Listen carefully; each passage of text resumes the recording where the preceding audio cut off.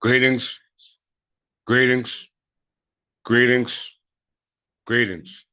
It is I, King Clifford Jefferson, Senator of Godfrey, the fifth kind of band Jew, son of folk, ruler of Jerusalem. I'm the reincarnation of King Edgar the Peaceful, which we know here at the Third Temple English Church of England as Jesus Christ. It is August part so, the 2nd, 2024, which is equivalent to the Berber year 2974.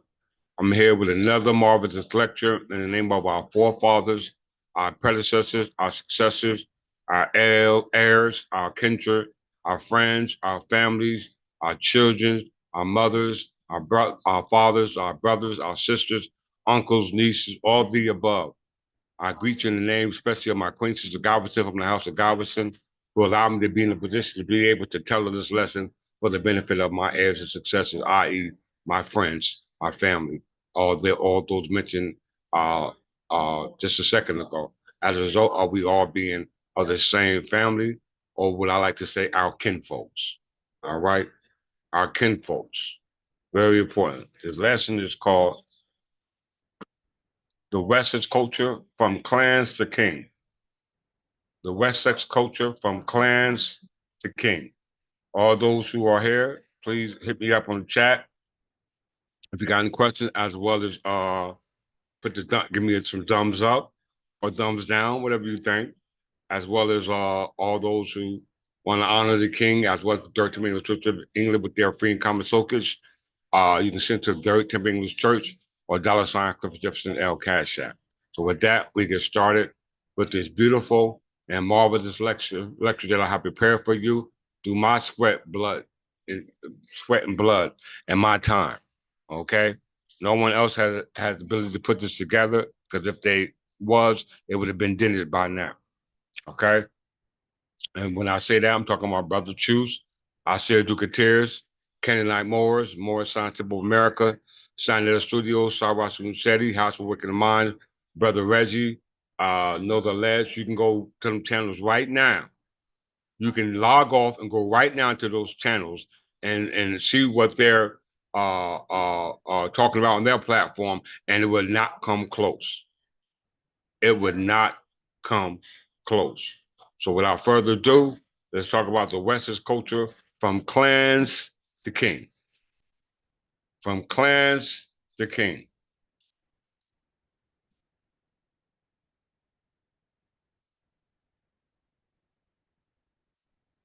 I'm gonna take my stance from the root of the clan, from uh,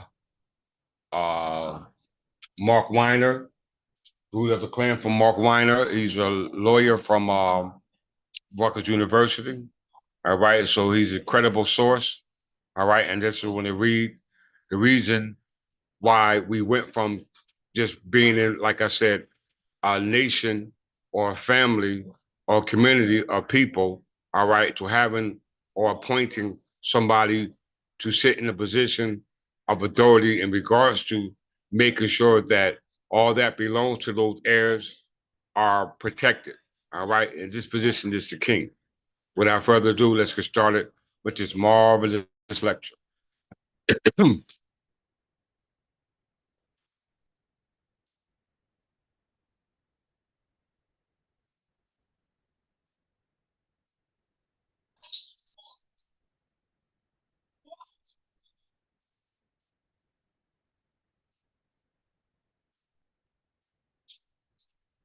from kin to king, state development in Anglo-Saxon England, state development in Anglo-Saxon England,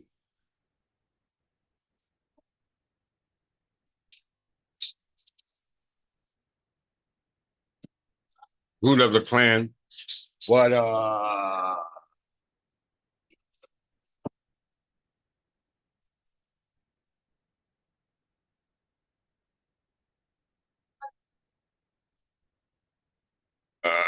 root of the clan? What an ancient form of social organization reveals about future of individual freedoms. Once again, the root of the clan. What an ancient, what an ancient form of social organization reveals about the future of individual freedom. Okay, that's a book from Mark Weiner, author of Black Trails. Black Trials.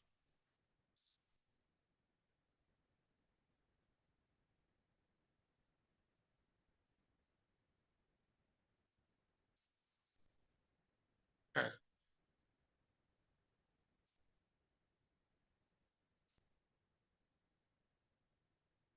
Everybody needs to get this book. All right, this is referred to him as our Jesus Christ.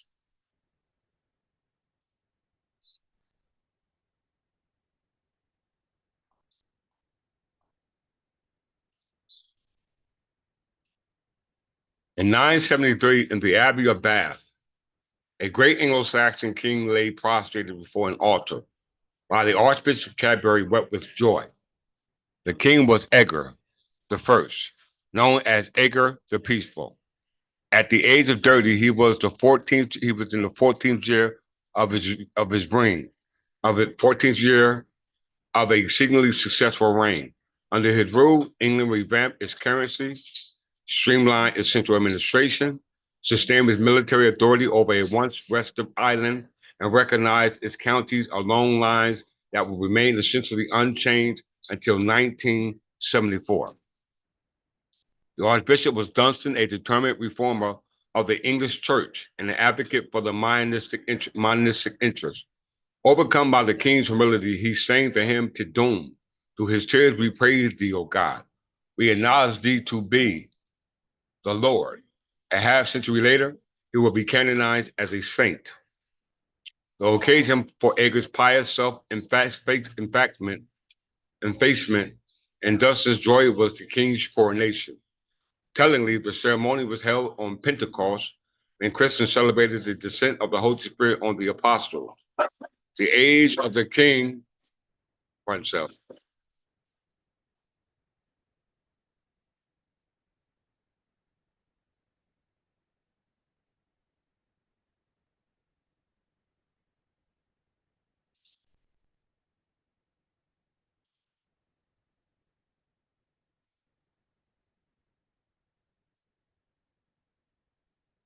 Sorry about that. The occasion of Edgar's pious self-effacement and Dunstan's joy was the king's coronation. Telling the ceremony was held at Pentecost when Christians celebrated the descent of the Holy Spirit on the apostles. The age of the king, too, was significant, the same at which Jesus began his ministry. The ritual began when Edgar, wearing a crown, holding a scepter, was led into the abbey by a parade of white-robed clerics. A crowd of priests, in the words of the Anglo-Saxon Chronicle, a throng of monks and council sage. The ensuing ceremony was filled with all the pageantry of great royal events in England today. The king will be anointed with the holy oil from an animal's horn. He will be giving a ring, a sword, a crown, a scepter, and a staff as symbol of his rule. And the abbey will resound with the joy anthem from First King Zodok the priest, Nathan the prophet. But in constitutional terms, the most important part of the ritual came when Edgar spoke. Shortly after clerics raised him from his position of humility before the altar, for it was then that he swore his coronet swore in that he parts up, for it was then that he swore his coronation oath, making a public promise to rule according to certain principles. His words echo as loudly across constitutional history as the anthem of the Zodak priest echoed in the abbey at Bath that day. In the name of the Holy Trinity, I promise three things to the Christian people, my subjects, he declared. First, that God's church and all Christian people of my rim shall enjoy true peace. Second, that I forbid to all ranks of men robbery and wrongful deeds. Third, that I urge and command justice and mercy in all judgment, so that the gracious and compassionate God who lives and reigns may grant us all his everlasting mercy. In modern terms, the king had pledged to protect the church, to safeguard public order by applying the law to all persons regardless of their rank, and to govern according to the abstract Christian idea of justice. Edgar pledged its first coronation oath in the Anglo-Saxon historical record, and though it may not have been the earliest ever taken by an English king, it is clear that Anglo-Saxon government as having come a long way from its roots in a very different way of life. What are the preconditions for modern clan societies to develop the rule of law? What are the fruits of the transformation? The English Middle Ages, the story leading to Edgar's coronation oath and beyond, offers important clues. To tell the story, we need to turn back the clock of the first century of the Common Era. There we find the archaic people living at the edge of the Roman Empire in the northern Europe, a people known collectively as the Germanic tribes. They are the ancestors of the Anglo-Saxons who shared the blood and bone, who were the forebears of the English. And we know when they say that they were talking about those who descended down from William the Conqueror, which was the first Ignat year. Prior to that, all the kings were considered Berbers. Okay, let's prove it.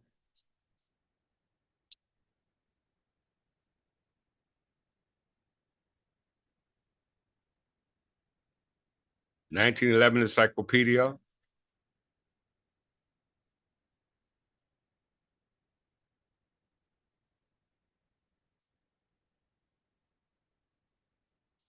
Going step by step for everyone.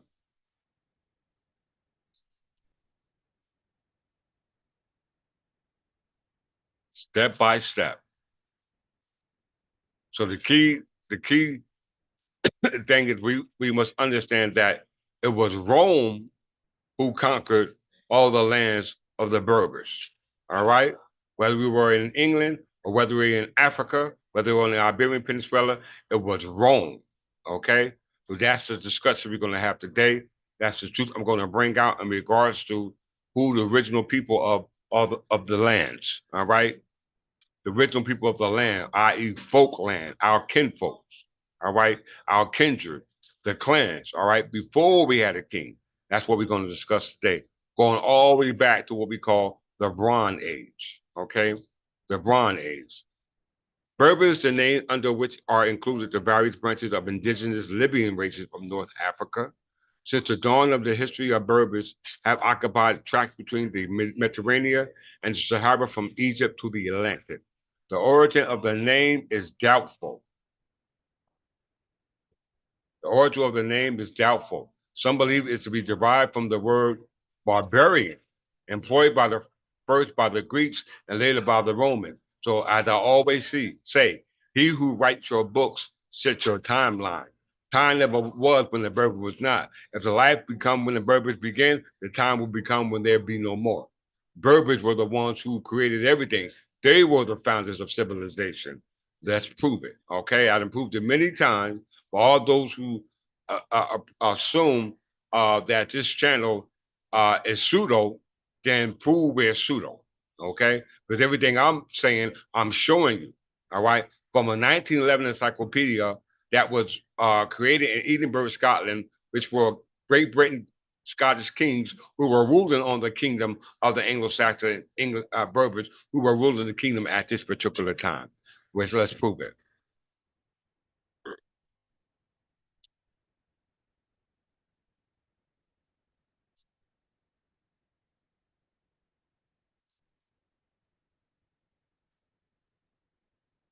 Right here. The Africa or the Africa is an ancient times occupied the coastlands near Carthage. And some scholars derive the word Africa from the name Sea Africa or Roman. All right, we're going to discuss that today. In regards to the ethnic relation of the Berbers, there have been much dispute. The antiquity of their type is evidenced by the monuments of Egypt, where their ancestors are pictured with the same comparative blonde features which many of them still display, which is a lie. Okay, we're going to prove it. Where is it at? I'm gonna get to one specific part because being that they said blonde. Right, where is it at?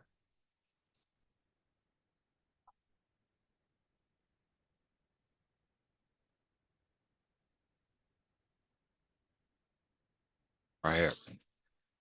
In spite of the history of foreign conquest, Phoenician, Greeks, Romans, Vandals, Arab, and French, the Berber's physical type and the Berber's temperament and nationality have persisted since the Stone Age. The numerous invasions have naturally introduced a certain amount of foreign blood among the tribes fringing the Mediterranean, but those farther inland have preserved their racial purity to a surprising degree.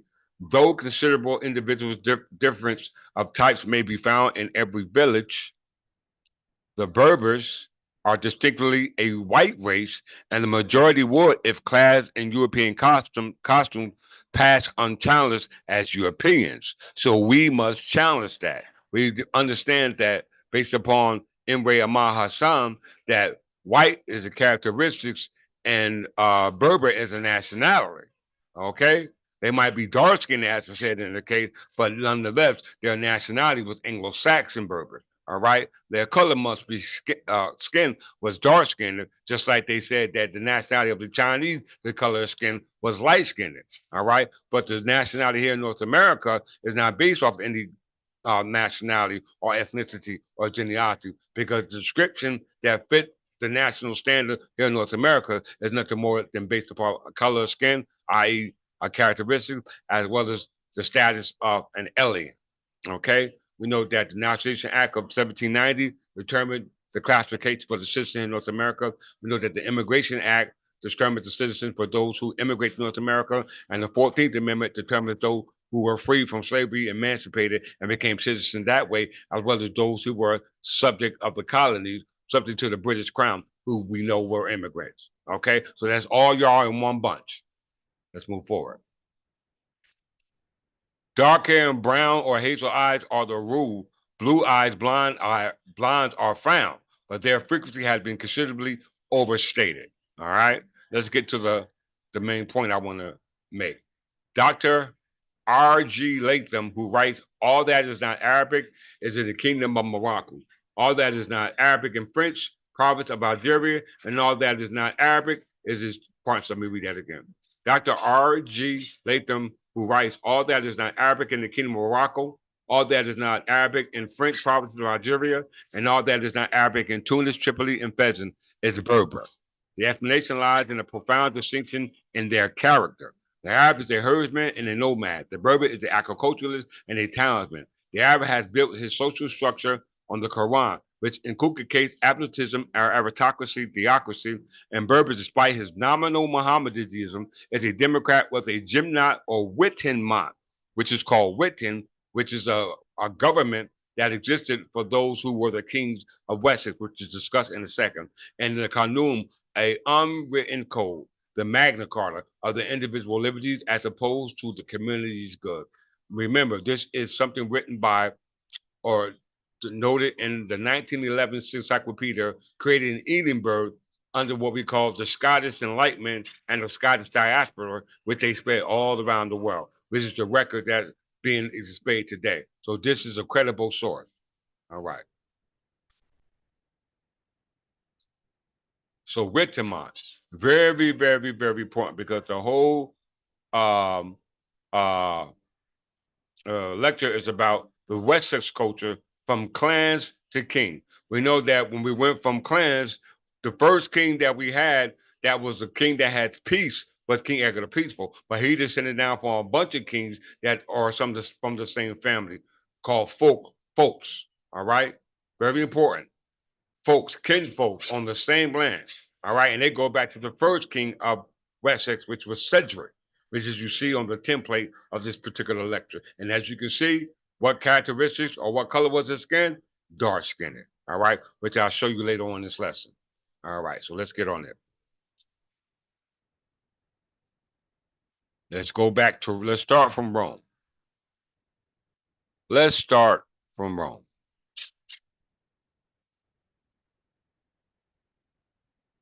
Everybody look in the box.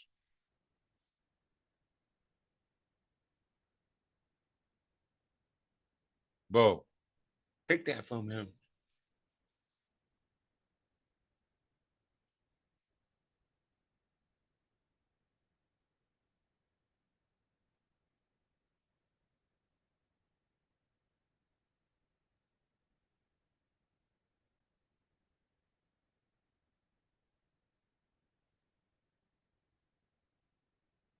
Okay.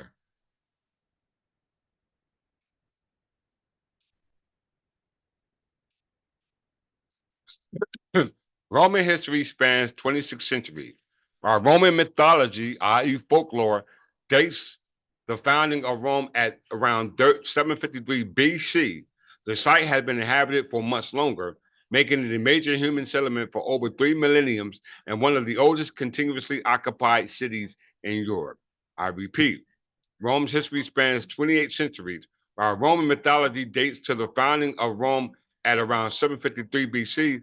The site has been inhabited for much longer, making it a major human settlement for over 3 millennia and one of the oldest continuously occupied cities in Europe. Okay? I don't know if you ever been taught this before, but you're going to be taught it today.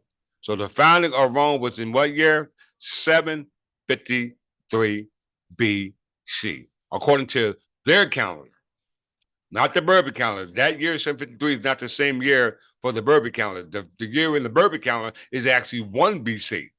Okay? It's actually 1 BC. All right? And we know Rome is in what? Italy. All right? We're in Italy. We must see that. And the founder of Rome was Romulus. All right? Founded 21st of April, 753 BC. All right? According to their folklore, according to their culture, which was 753 BC. In the Berber year, the year is 1 BC. Let's show the correlation.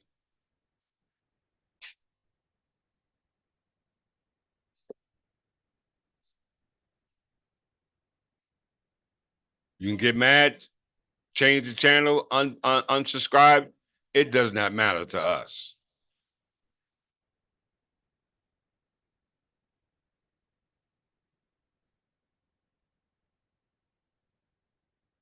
1 BC.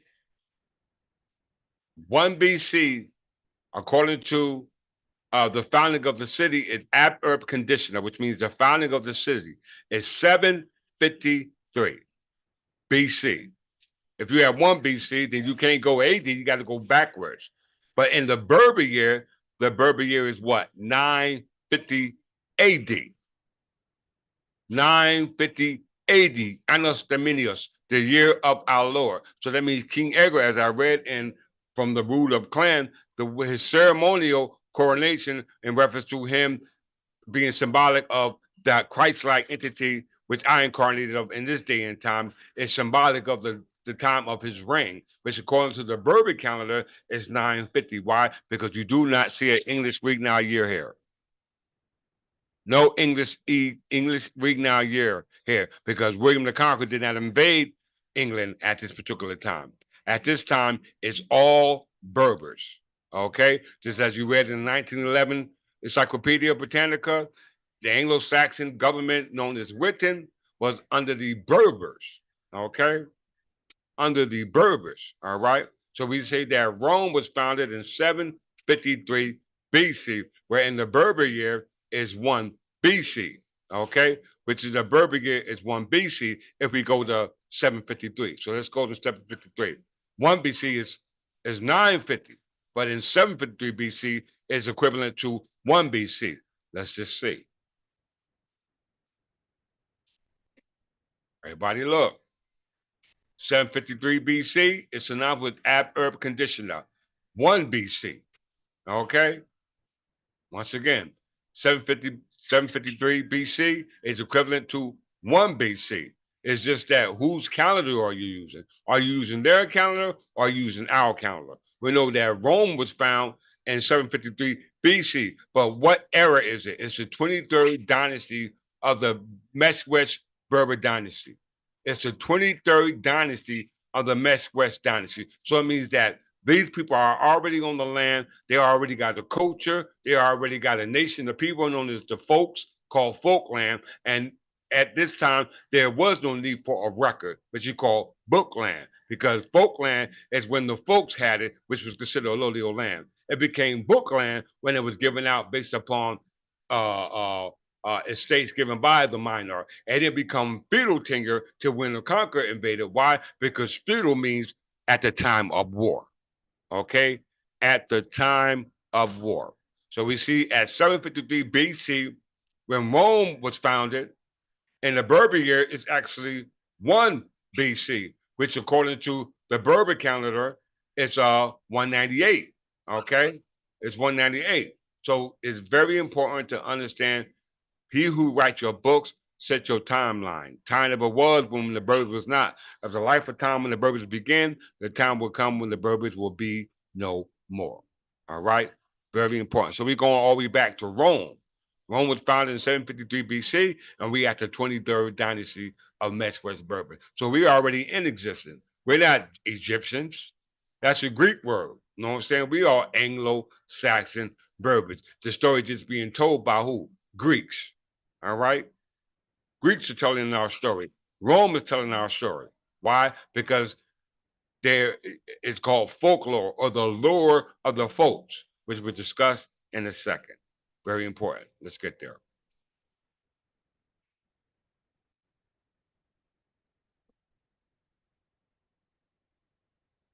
1 BC. Let's see, it's right here. 753. April 21st, Romulus and Remus, legendary found the city of Rome. So if he found the city of Rome, that means that uh, there's always already a dynasty here ruling. And we're going to show you when Rome invaded this dynasty, and that year happened to be, anybody know that year? Anybody know when Rome invaded Libya, or what you call Africa? It was 146 AD. 146 AD. All right, 146 AD. Rome invaded Africa. Rome didn't invade Britain till 54 AD. All right, 154 come before 54. All right, very important. And you notice 753, the 22nd dynasty, and if you take away 53 years, that's when Rome invaded. That's when Rome invaded. All right, so it's very important to pay closer to the numbers.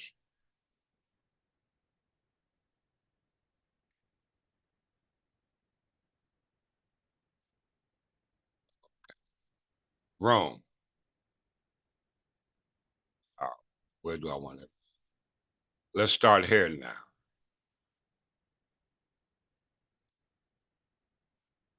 We're gonna go back to Rome in a second, but let's start here. Matter of fact, no, let's stay here. I wanna connect the dots now. Okay. So we know that Rome, which was founded in 753 BC, where the Libyan Berbers were already ruling at the 23rd dynasty. Let's see when Rome invaded the Libyan Berbers. All right. This is Rome and Libya.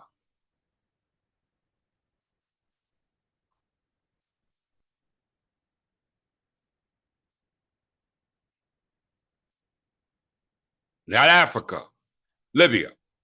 The area of North Africa, which has been known as Libya since 1911, notice the 1911 Encyclopedia Britannica, was under Roman dominance between 146 BC and 672 AD. All right, you hear that?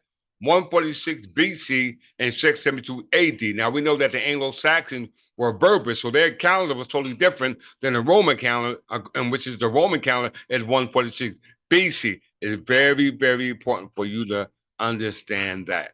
The Latin name, where it says, the Latin name Libya at the time referred to the continent of Africa in general. Okay, I'm not going to even go to the whole article. You can do it at your own time. I ain't got the time to do that. But the area of North Africa, which had been known as Libya since 1911, was under the Roman dominance from 146. When Roman invaded Africa, guess what, y'all? It was at the same time, 146 BC. Okay, according to the Roman calendar. All right, and we know the Roman calendar didn't start until the Roman founded their city in 753 BC, where the Berber calendar was already in existence. All right. I hope that makes sense to everybody. So 146, North Libya was invaded by who? Rome. Roman Libya. All right. So let's look at Roman Africa. 1 second.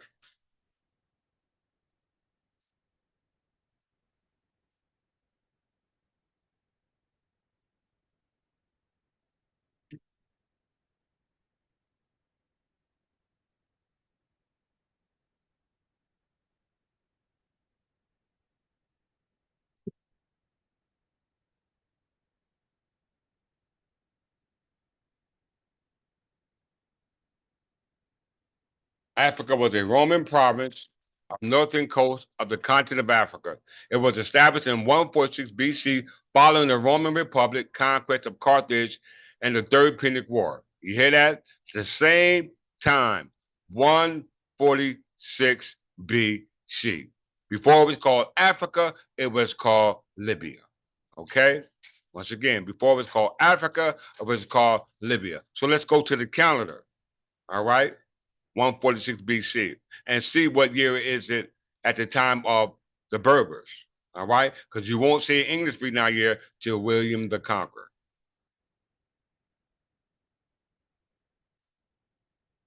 146 BC, in the Berber calendar, the year is 805. Okay, there's no English reading out here, so they were not English kings. They were Berber kings, just like the 1911 encyclopedia said. Those kings, what you call Anglo-Saxon area or territory, were actually Berber kings. Berber kings. All right. Very important. We're talking about 805. All right. 805.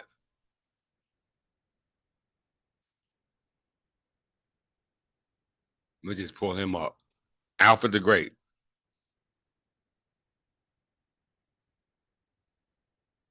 Let's see who's ruling at this time. 805.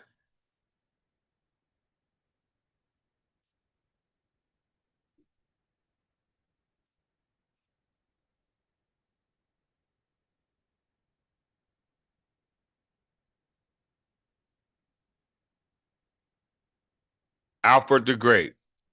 849 to October. 1 second. Let's see.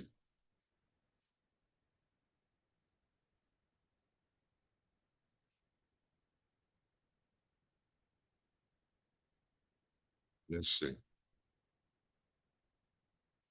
809. That was 809, right? 809 AD. I think that's Egbert.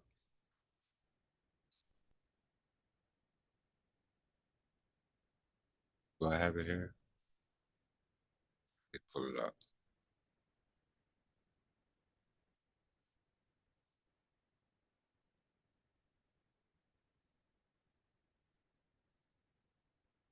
809 AD in the Berber year.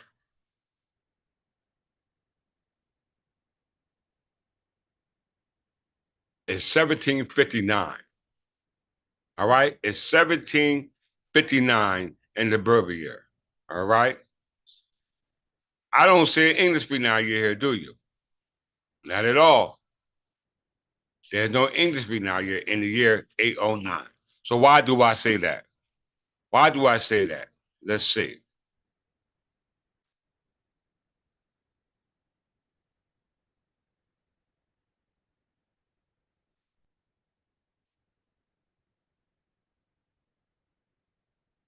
Oh, I did have Alpha the Great here. Okay. Roman Britain. Let's go to Roman Britain. We know that Rome invaded Africa in 146 BC, as well as Roman Libya. All right. It was called Libya before Africa, but that was in 146 BC. All right. Then they decided to invade Britain in 43 AD. Everybody see that? In 43 AD, they decided to invade Britain. Roman Britain was the territory that became the Roman province of Britannia after the Roman conquest of Britain, consisted of a large part of the island of Great Britain. The occupation lasted from AD 43 to AD 410.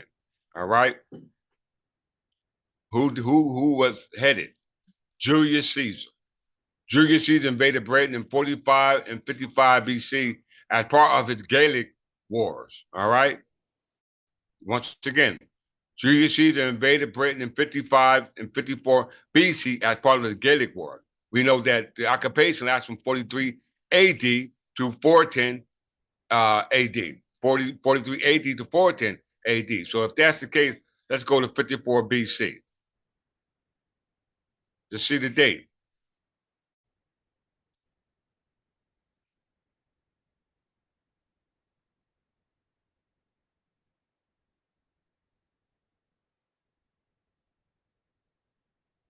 So when Julius Caesar supposedly invaded Britain, all right, Julius Caesar assumed to invade Britain in 54 BC, according to the Roman calendar, because they're not using our calendar. Look where it is in the Berber calendar. It's 897 AD, because you can't say it's BC, because 54 is going downward. So why is 54 BC in the Roman calendar is actually in the Berber calendar 897? And guess who ruled in the year 897? Alfred the Great, right here. Alfred the Great, also spelled Alfred, October 849 to 897, was the king of West Saxon from 871 to 886, the king of the Anglo-Saxons from 886 until his death in 899. So we go based upon the 1911 encyclopedia, when they said that the Anglo-Saxon government was written, then that means that all these heirs and successors that we say we descend down from Alfred the Great on to the present day were Berbers. Okay? We're Berbers. We must understand the connection. How do we understand the connection? We must understand the culture of those kings of Wessex, because Alfred the King was the king of Wessex. All right? Was not the first king of Wessex, but in fact, he was a king of Wessex. Let's go to the Wessex culture. Okay? Let's go to the Wessex culture. The Wessex culture existed all the way back to the Bronze Age. Because when you say Wessex culture, it means the culture of those who live in Wessex. Okay? It's the culture of those who live in Wessex. So the Wessex culture. The Wessex culture is the predominant prehistoric culture of central and southern Britain during the early Bronze Age, originally defined by the British archaeologist Stuart Pickett in 1938. So that means that the Wessex culture goes all the way back to the Bronze Age. The Bronze Age. All right. The culture is related to the Helvetism culture of southern Netherlands, Belgium, and northern France, and linked to the Armorican tumulus culture in northern France. We know tumulus is nothing more than what they call mound building. Okay? Mound building. All right. So it said the Wessex culture, or the culture of those from Wessex, goes all the way back to the Bronze Age. Let's look up the Bronze Age.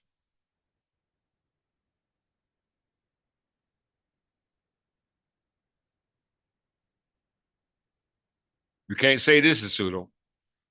Bronze Age of Britain is an era of British history that spanned from 25,000 to 2000 BC until circa 800 BC. All right?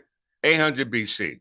Lasted for approximately 1700 years. It was preceded by the era of the Neolithic Britons. You hear that? Neolithic Britons, and was in turn followed by the period of Iron Age Britain.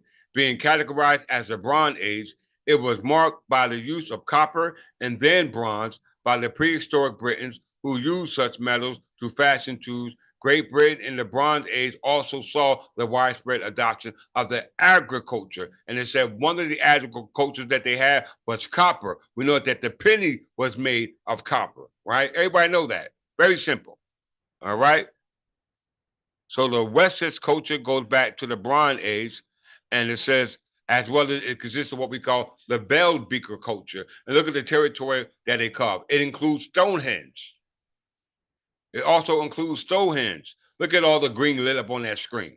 All right, everyone see that.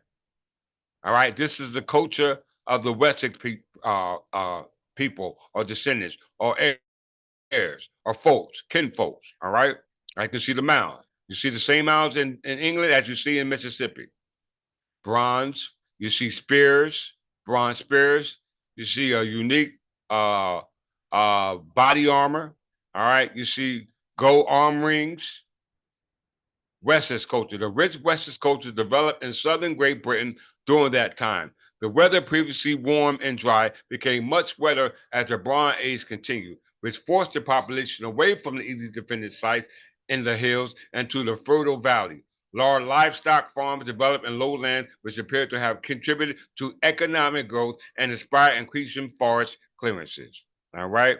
We must understand what's going on. So we know that the Wessex culture goes back to the Bronze Age, and we know the Wessex culture descended down from those who were the kings of Wessex. Everyone can agree. Who were the kings of Wessex. All right. So now we then went and found out Roman Britain, all right, which was in 54 BC. And at that time, in the Berber year, the time is Alfred the Great. And Alfred the Great was a king of Wessex from the Wessex culture. All right. So since we're discussing the Wessex culture, let's go to what we say Wessex. All right. Because it said that before Rome got invaded in Britain, right? Before Rome invaded Britain, they invaded Africa. All right. Known as Libya. Very important. 146 BC. Let's look up 146 BC.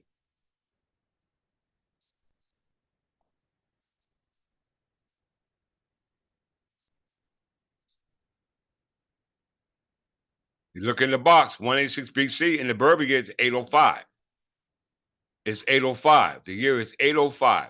Guess who lived in the year 805 AD? Egbert, a king of Wessex. Let's just make sure.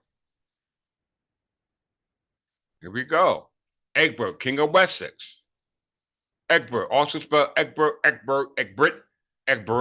Egbert, was the king of Wessex from 802 until his death in 839. His father was King Eldman of Kent, and in 780 Egbert was forced into exile to Charlemagne court and to the Frankish Empire by the kings of Offa, Mercia, and Betheric of Wessex. But the Betheric's death in 802, Egbert returned and took the throne.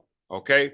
Little is known of the first 20 years of Egbert's reign, but the thought that he was able to maintain an independent Wessex against the kingdom of Mercia, which at that time dominated the other southern English kingdoms. Okay, so we see Egbert was ruling in 805, and we know that Alfred the Great was ruling in 897. All these were king of Wessex, subject to the Wessex culture, going all the way back to the Bronze Age. Okay, we must understand what's going on. So let's go to Wessex since we're dealing with the Wessex culture. All right, because since we just found two of the descendants, Egbert, right, and Alfred the Great, right? They were all kings of the Wessex, right? And we tracked their date based upon their time when they were ruling, 146 BC and 454 BC, which is in the Berber year, it's equivalent to 897 BC as well as 805 BC. And at that time, kings of Wessex are actually ruling. So let's go to the Wessex. All right, let's go to Wessex.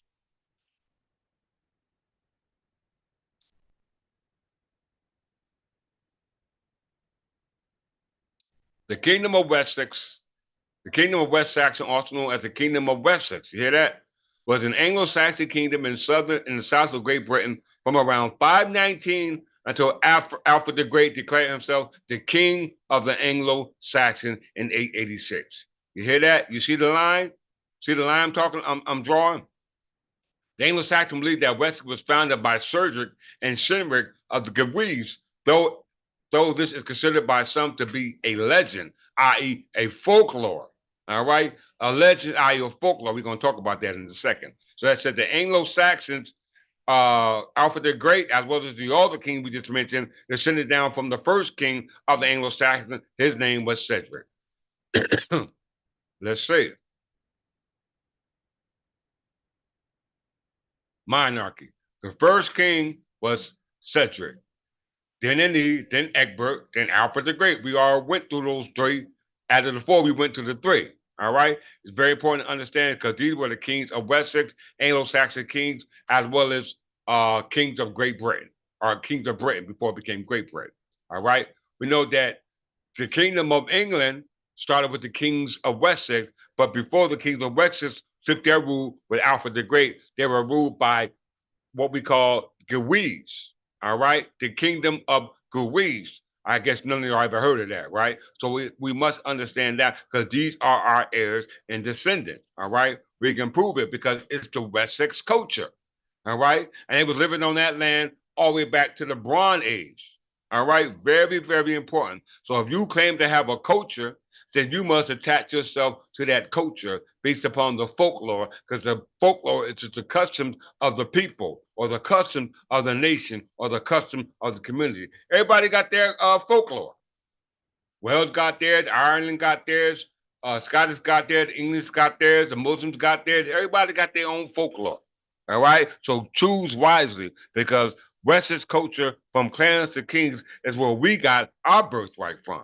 All right, so it says that the kingdom of Wessex was pre was preceded by sub-Roman Britain. We know Roman was raided by Julius Caesar in 54. It's in 54 AD. All right, which is the time of Alfred the Great. All right, Alfred the Great, and we know Alfred the Great was descendant of what we call Cerdic. All right, so let's get to Guise.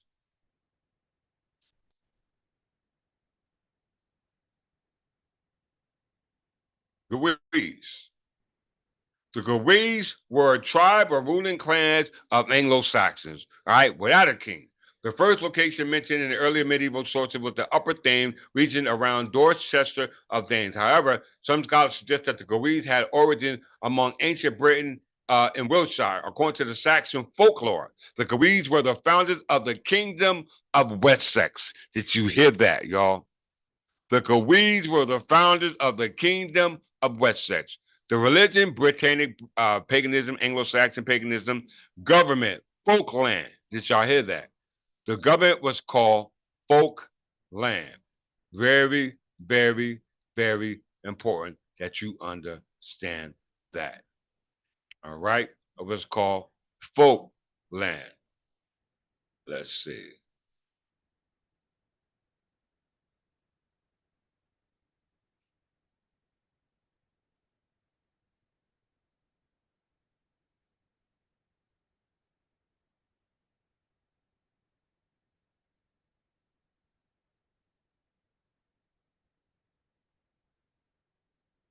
Okay? We know the Kingdom of Wessex was found by Guides, and they all were a part of what we call the Wessex culture that goes all the way back to the Bronze Age, what we call time immemorial. Okay? Time immemorial. And we see that the Guides, as we said, the Guides were the founders of the Wessex dynasty. All right? The penny, the currency there is the penny which we have today. All right? So the currency with the penny, the kingdom of England was preceded by Guise. Let's go to Guise again. And Guise, the government that they was ran was Folkland. Anybody ever heard of Folkland? Folkland is called Bookland. All right, Folkland is called Bookland.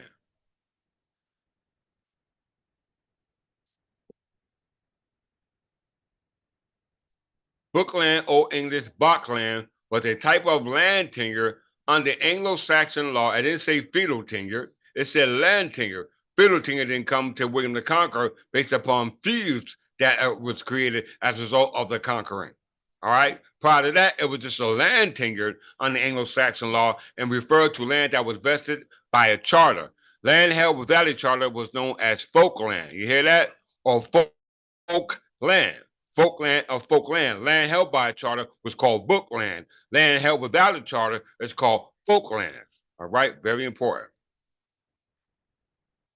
The distinction in the meaning between these terms is a consequence of Anglo-Saxon land law. And once again we know in 1911 encyclopedia, the Anglo-Saxons government was called Wittgen. All right. The Anglo-Saxon government is called Witten, and their uncoded law is called the Magna Carta. So we know that bookland is called folkland. Folkland when it wasn't recorded, and bookland when it was recorded. And the origin of that goes back to the what? Historical background of folkland or bookland. By ancient law, the historical background of that custom, i.e., folklore, folkland was the only means of holding land in Anglo-Saxon England. It referred to the land held by a single person as a representative of the kinship group. Land could be permanently transformed outside of the kinship group or alienated, but only with the agreement of the king and Wittenmont. Failing that, land could be transferred only within the kingship group, for example, through inheritance. Did you hear that? This is the king and Wittemont. So if it's the king and Wittemont was the only one responsible for conveying land to the family without it being a feudal tenure, but it's just a land tenure under the process called lottery of season. Whether it was only way two lottery of season was done by lottery of deed called bookland or lottery of law called folkland. In order for you to have a folkland, you must be kinfolks. You must be kinfolks. You must understand that. Let's go back to 1911 encyclopedia to validate that again.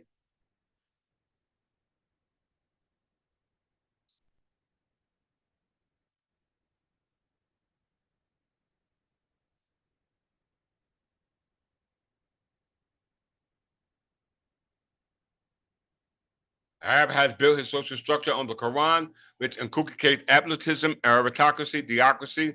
The Berber, despite his nominal Mohammedism, is a democratic with his Jimna or Wittemont and his Qanun or already called the Magna Carta. So if that's the case, that means when we go to Bookland, the Bookland was based upon the king and Wittemont. So that would only mean that those kings of Anglo-Saxon were Berbers. Okay? They were actually Berbers. That you cannot dispute. So if that's the case, just look up folklore.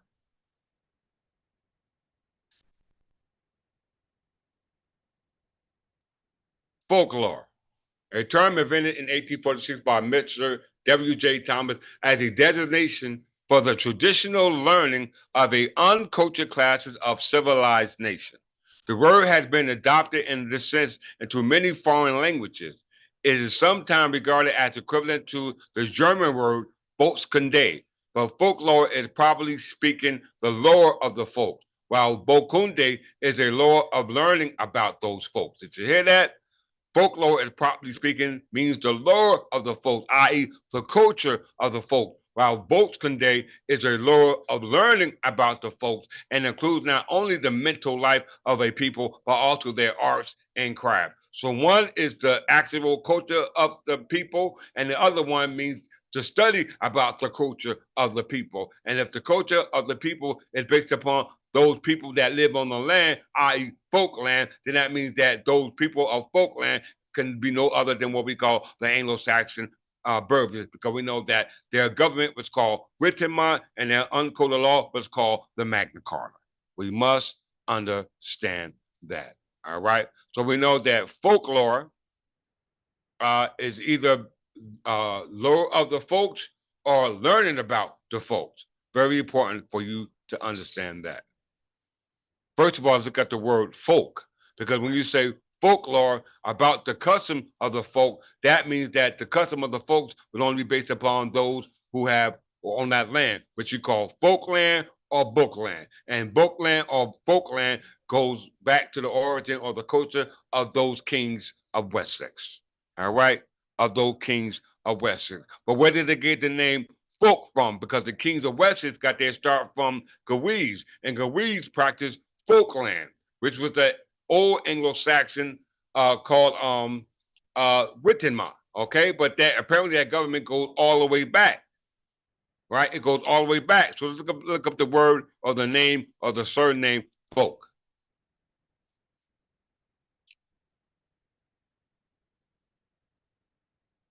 The name folk reached England in a great wave of migration following the Norman conquest of 1066.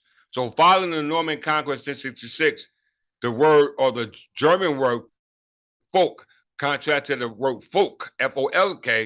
The Norman person named Folco. The line of this name descended from the noble house of Folco Nero, who had a title of the Count of Anjou or Normandy. So the word or the name folk in England descends down from the name Folco Nero, or the black folk, or folk the Black, who was one of the counts of Anjou.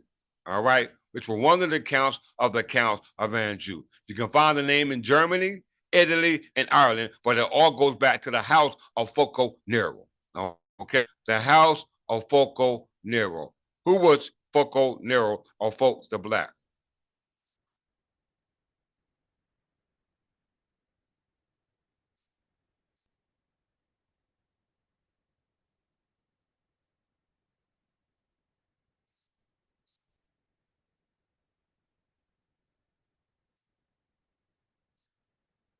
Folk the Third. Let's look at his succession.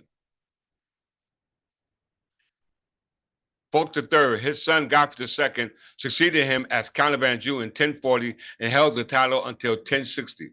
Since he had no living male children from either of his two marriages, the title of Anjou passed to his nephew, the two sons of his sister Emma Gardy Blanche, Godfrey V of Chateau-Landon. Upon his death, Godfrey III, the Barbu, the Bearded, was Count of Anjou from 1060 to 1068.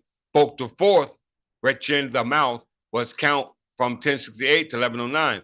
Fulk IV, grandson of Godfrey the Plantagenet, married Matilda, heir to the English throne, and began the House of Plantagenet line of the English kings, which we descend down from. So we know that Fulk IV was the father of Fulk V. All right? And we know Fulk V was the father of Matilda of Anjou. Let's look up Matilda of Anjou.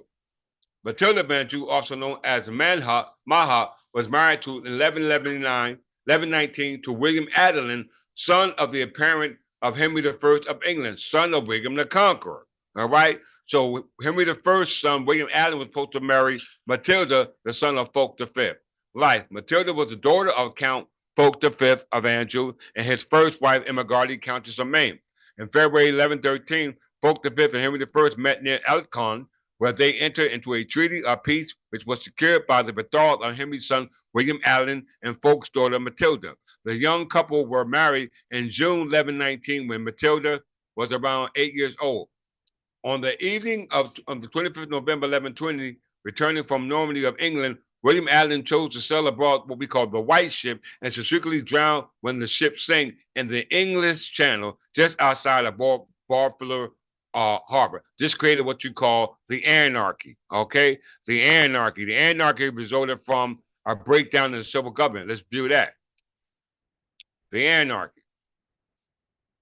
Anarchy was a civil war in England and Normandy between 1138 and 1153, which resulted in a widespread breakdown in law and order. The conflict was a war of succession precipitated by the accidental death of William Allen and the only legitimate son, King Henry I, the son of William the Conqueror, who invaded England, and he was the first English-speaking year. Prior to that, the only king in that territory was Berbers. Anglo-Saxon Berbers, who were kings of Wessex from the Wessex culture, going all the way back down to what we call the Bronze Age. All right, very important for you to understand that and make that connection. All right, so we know the anarchy was a result of a civil war as a result of a marriage that didn't come to fruition as a result of one of the parties drowning in what we call the White Ship. It's called the anarchy, which was the reason for the creation of what we call the Constitution of Clarendon. Let's do that for a minute.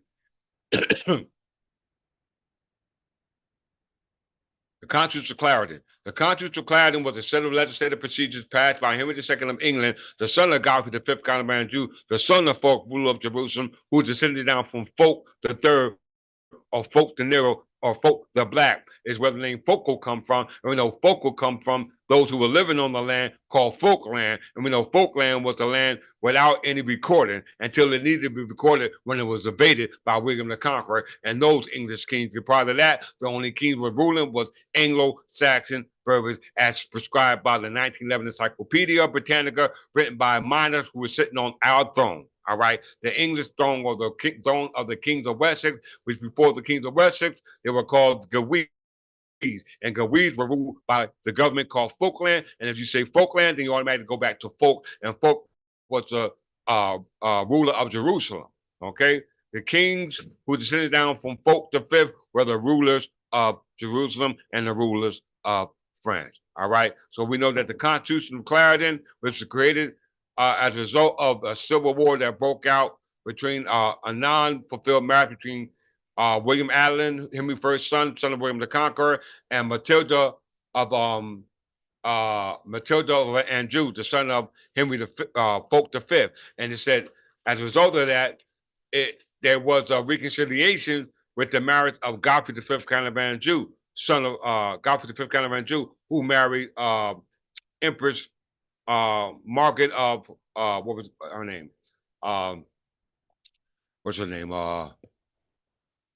Matilda, not Matilda, Margaret. All right, let's get to it. Let's show you. It might be here. I think it's right here.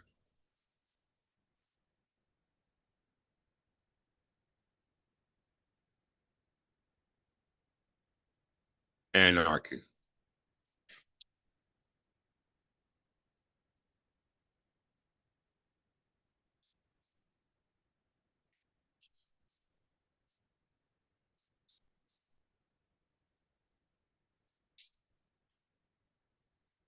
Okay, here we go. William Allen. This is the anarchy. William Allen dead. Henry had only one legitimate child, Matilda. Matilda. All right. But female rights of inheritance was unclear during this period. Despite Henry taking his second wife, Adelza of Louvain, it became increasingly unlikely that Henry would have another legitimate son. Instead, he looked to Matilda as his intended heir. Matilda had been married to Henry V, Holy Roman Empire, from which she later claimed the title of empress. Her husband died in 1125, and she remarried in 1128 to Godfrey V, Count of Anjou, son of Folk, ruler of Jerusalem. All right, very important. Let's go back to Gawees. Let's go back to Gawees, which preceded the kings of England. Let's go back there. It's very important.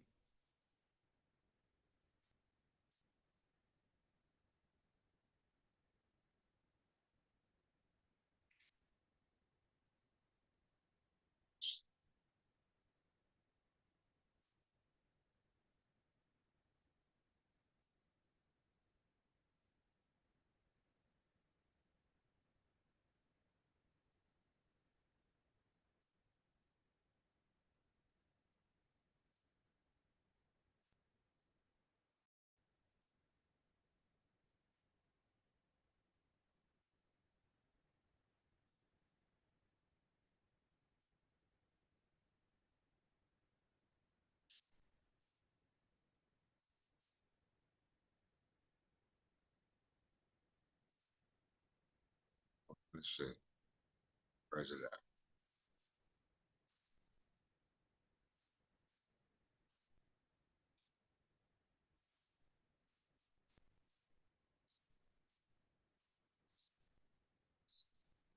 Six code. That's it.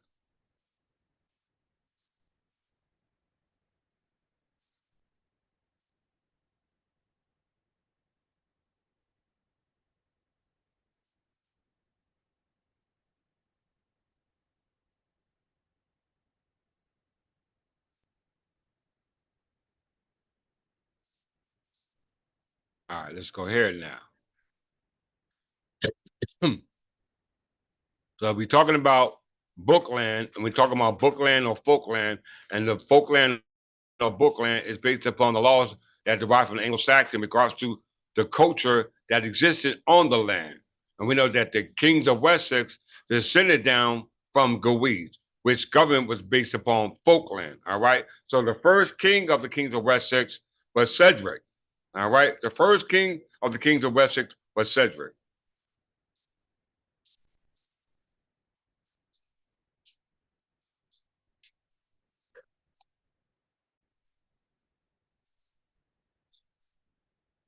Let's get a picture of Cedric.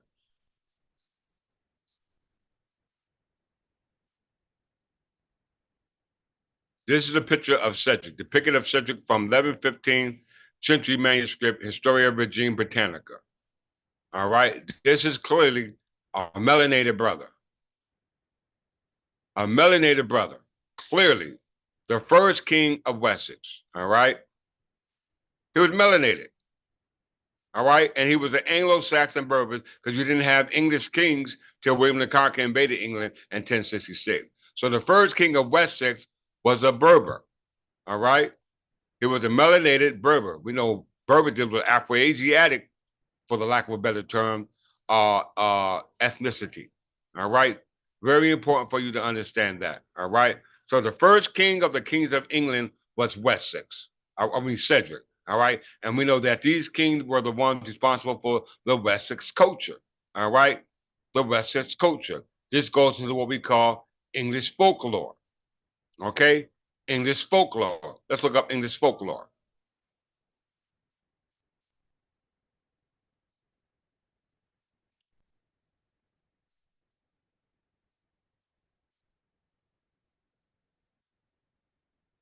English folklore consists of the myths and legends of England, including the English region's mythical creatures, traditional receipts, urban legends, proverbs, superstitions, and folk tales. Its cultural history is rooted in Celtic, Christian, Nordic, and Germanic folklore. Very important for you to understand that. So let's go to the history and origin of it. It says here, before England was founded in the year 927, Wessex and its surrounding areas culture was transformed by the invasion of Danish king Guthrum between 865 and 878. The king of Wessex, King Alfred the Great, and we know Alfred the Great wife was Eltham, and Eltham was dark skinned, just like Cedric was dark skinned or melanated. So the king of Wessex, King Alfred, prevailed against King Guthrum, a Danish king, troops in 878, and King Guthrum was baptized and became the ruler of East Anglia. This continued the process of the assimilation of Norse words into the English language. Eventually, English folklore melded with Norse tradition, such as their iconography, which became more Greek, and in their clothing, folk tales which adopted more Nordic elements. The folklore of the people of England continued to be passed down through oral tradition. All right, through oral tradition. All right. So just like the English folklore came by way of the kings of Wessex, and we know the kings of Wessex goes back to Cedric, and Cedric was a melanated person, and we know it goes back even further because the culture of the kings of Wessex goes back to what we call the Bronze Age. Okay. Yes, the Bronze Age. We know that when Rome invaded Great Britain, they invaded in what? 54 AD. When Rome invaded Africa or Libya, they invaded in what? 146 BC. And we know at that time, in the Berber calendar, Alfred the Great was ruling, and then in 54 AD, and then what was it? What was it? 146 BC, it says that 146 BC, it says that uh Egbert was ruling. And 54 BC, I mean AD, it says that Alfred the Great was ruling because in that time it was 879. Let's just go there because I just don't want to be guessing. Let's just qualify it before I move on.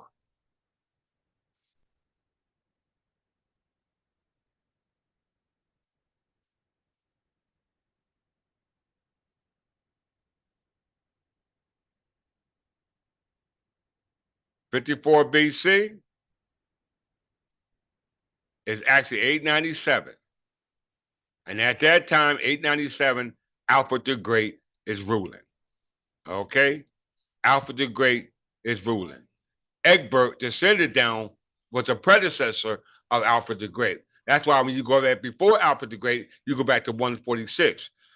And when you go back to 146 BC, and the Berber calendar is 805. And 805, Egbert is ruling, which was another king of Wessex. So you see that prior to Rome invaded England, prior to Rome invaded Africa or Libya, the actual people living in those areas were actually Anglo-Saxon Berbers, according to the 1911 Encyclopedia Britannica, because their government was called Witten. It says that when you go back to Brookland or Folkland, it was created through Witten or Wittenmont. It's right there.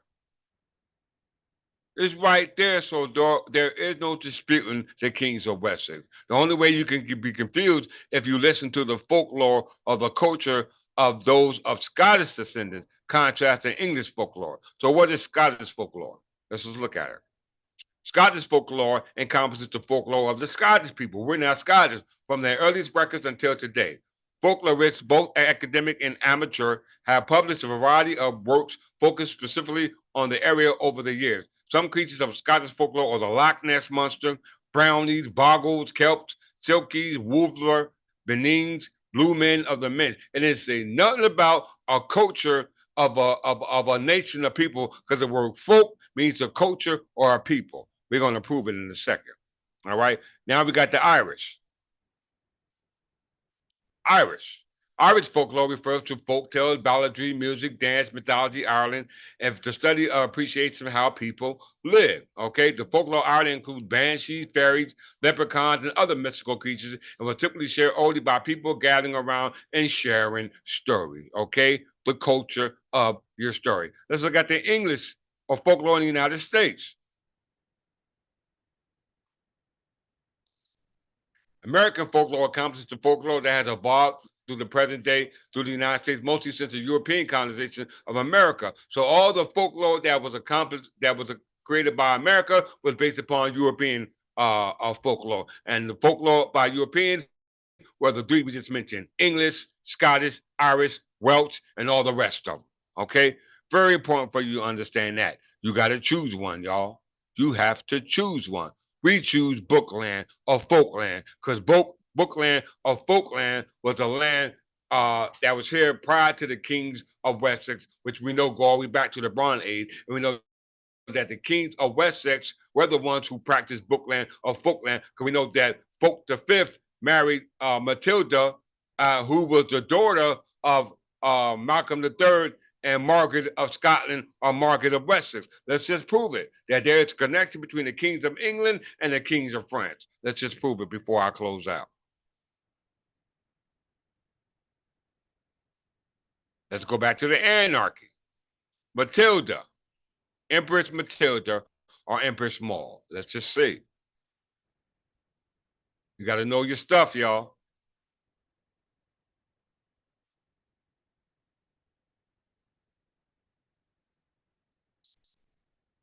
Matilda was the spouse of Henry IV. Here we go. Empress Matilda or Empress Maud was one of the claimants of the English throne during the Civil War known as the Anarchy. The daughter of Henry, the heir of Henry I, King of England, ruler of Normandy. She went to Germany as a child when she was married to the future Holy Roman Empire, Henry V. So Empress Matilda married who? Godfrey the Fifth Kind of Man Jew, son of Folk, and we know Folk Nero or Folk the Black was a predecessor of Folk the Fourth. Okay, because you have Folk the Third, Folk the Fourth, and Folk the Fifth. Folk the Fifth was the father of Godfrey the Fifth Kind of Man Jew, who married the Empress Maud we're talking about right now. All right, Empress Maud mother was who? Let's just see. Matilda of Scotland. All right. Her father was Henry I, and the mother was Matilda of Scotland. Who was Matilda of Scotland? Her mother was who? Margaret of Scotland. Let's just prove it. Margaret of Wessex or Margaret of Scotland, who married a Scottish king, Malcolm III. Let's look at Margaret of Wessex or St. Margaret of Scotland. You think, I mean, proof is here. She was of the culture of the kings of Wessex. All right? The culture of the kings of Wessex. You have it right here. So let's close out on this and come to our closing. And we know that the Establishment Clause, right, of the United States Constitution, it says in United States law, the Establishment Clause of the First Amendment to the United States Constitution, together with the Amendment Free Exercise Clause, form the constitutional rights of the freedom of religion. The precedence for that Establishment Clause is what? The clause was based on a number of precedents, including the Constitution of Clarendon, then the Bill of Rights, and then the Articles of Confederation. All right? So the preceding authority based upon the rights that that originated from the original anarchy as a result of a breakdown in the Civil War in regards to the estate that was abandoned was rooted in the Constitution of Clarendon, and the Constitution of Clarendon was created by who?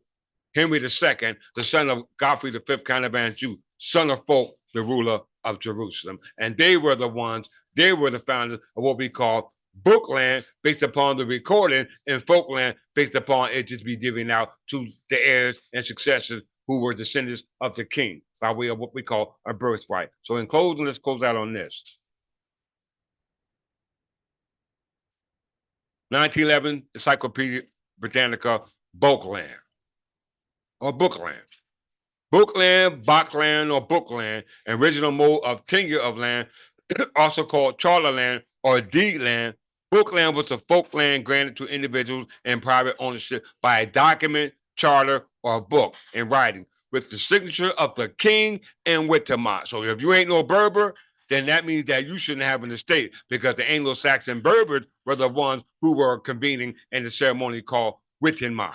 At first, it was rarely, if ever, held by laymen except for religious purposes. Bookland, to a certain extent, resembles full ownership in the modern sense, and that the owner could grant it in his lifetime in the same manner as he received it by buck or book, and also dispose of it by will. See also folkland. So let's go there. It's only right, right? It's only right. Folkland. The term occurs 3 times in the Anglo-Saxon documents. In the law of Edward the Elder, and we know Edward the Elder was the son of who? Alfred the Great. It is contrast with the bookland in a way which shows that these two kinds of tenure form the two main subdivisions of land ownership. No one is to deny rights to another in respect of folkland or bookland. Did you hear that?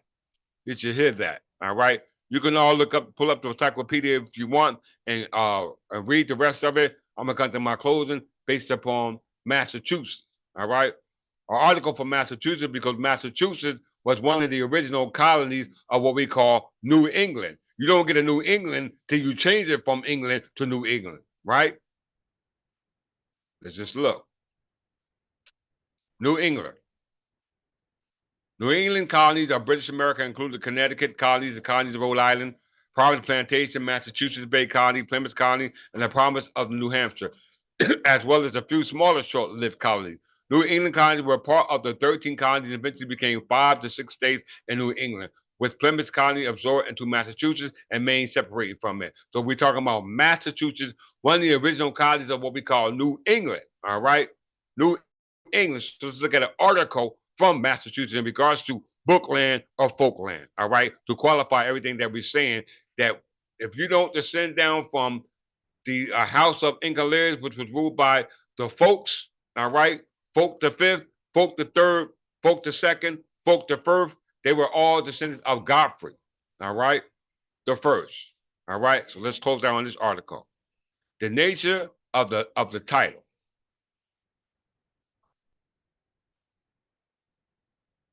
By Glendon J. Busher, Jr., Esquire, a lawyer.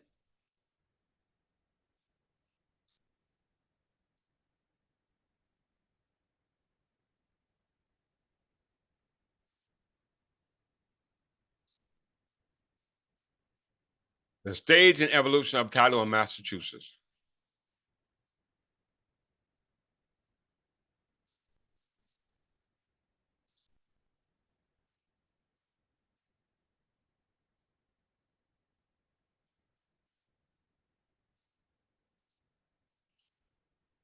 Okay. As pointed out earlier, in the first assertion of ownership in human history must have arisen by raw possession and occupation. As soon as there was enough people to give rise to conflicting claims, as soon as those claims began to threaten public peace by touching off measures of coercion, self-help, and self-defense, there began to be a need for control of land disputes and issues of ownership by entities removed from the individuals involved. At early stages of history, this took two forms of kinship group: clan groups, tribal groups, and ultimately king, emperors, etc. Our rights of previous use and occupation were recognized. The decision of these leaders came to be the ultimate guarantee of enforceability of ownership, i.e., the title. Title is merely the sanction by some entity or power of the legality and portability of a claim of ownership and the priority of right of multiple ownership of land. If this origin of land ownership is correct, the rights of this leadership group would seem to have extended as to already occupied land only to settle disputes or to some early analog of eminent domain whereby the land was taken or confiscated for the need of the leadership of the group. In this sense, we must say that there was always a sort of vestigial private property in the land at some parcel. At the occupied lands, however, the lands not yet appropriated one way or the other, the leadership group usually asserted a kind of group ownership over these parcels with a right under the stated conditions to assign parts of its to individual groups. In the clan tribe and early kingship situation, this unappropriated lands were considered the collective ownership of the clan tribe or the kingdom of administered by the leadership. This might be analog to the land known as folkland in Anglo-Saxon England. Did y'all hear that?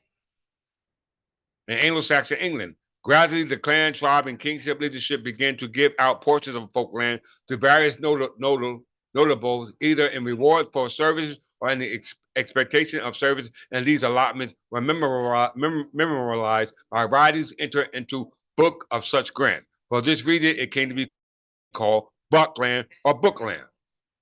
At the first, there was always more folkland than bookland, but eventually wars and conflict, i.e., feudal wars, increased disputes over land and control over economic activity, not only to more and more grants of buckland to parties who could be dependent on to support leadership power, but there even began to be granted of titles over already occupied lands with the goal of channeling the economic produce of these lands into leadership coffers. In closing, with the coming of William the Conqueror, this system reached its height in England. The lands of all the Anglo-Saxon notables who failed to support him were confiscated, and all the lands of England redistributed to support William on conditions of service of one kind or another, whether of military, economic, or monetary nature. This was born the English feudal title system. You hear that? As a concomitant of the system, as evidenced by the Doomsday Book, it was obligatory that every parcel of land, whether the owner, every parcel of the land, parcel, yeah. It was obligatory that every parcel of land, whether owned by the king or other notables, should always have an identifiable owner from who could be demanded to serve it. Since the notables owned vast parcels within which were many different levels of use, occupation, and rights therein, there arose complex systems of common law estates defining the nature, description, and priority of the rights and land. All, however, subject to the paramount position of the immediate support of the crown and their heirs. You hear this, y'all? Did you hear that? The crown and his heirs. Thus, although individuals still used in occupied land and considered themselves the owners, title actually came to be more and more abstractly removed from there upward toward the political, social, and economic elite, with the crown at the top. Their rights of title was protected by originating out of grants from the crown and were enforced and protected by the first of the legal methods for enforcing clarifying titles, i.e., writs of right, of noble decision, and the later writ of trespass, i.e., a writ of assumption, a trespass. For these writs, which are in fact the basis of most of which has now evolved into our legal system, which are most in debt to King Henry II and Henry III. By the time of the American Revolution, and particularly since the Magna Carta, more and more of the service flowing to the crown from the ownership of lands had come to be commuted into physical monetary services, so that land ownership, although still within the feudal pyramid, had become more and more commercialized and tied to economic consideration. Did you hear that, y'all? Did you hear that? So as you can see, everything belongs to the crown. Everything belongs to England. Everything belongs to the folklands or the people or the nation who were called the folks and countries on that land based upon their culture, i.e., English culture. So if you are English, then your culture is here on the land where you originated from, based upon the laws that were preserved by the Clarendon Constitution, which originated as a result of the anarchy, which was resulted when William the Conqueror and his heirs invaded our land and took about what we call right of conquest or right of discovery a right of eminent domain. All right. So by way of restriction, it's going to be taken back in the same way. So with that, I greet you as I meet you, and as always, my brothers and sisters, in peace and love. Once again, all those who are watching this lecture or before this lecture, pass it on to all those who got to the platform. Brother Truth, I said Duke Tears, Ken Knight Morris, Morris Science of America, Sign Letter Studios, Sarwatu Seti, House of Waking the Mind, Brother Truth, Brother Reggie, as well as uh, what we call Know the Ledge. Make sure that they get this information in regards to their so-called culture. All right, their culture, because it don't align with ours. You're in a world of trouble. And with that, we'll say here at the Third Ring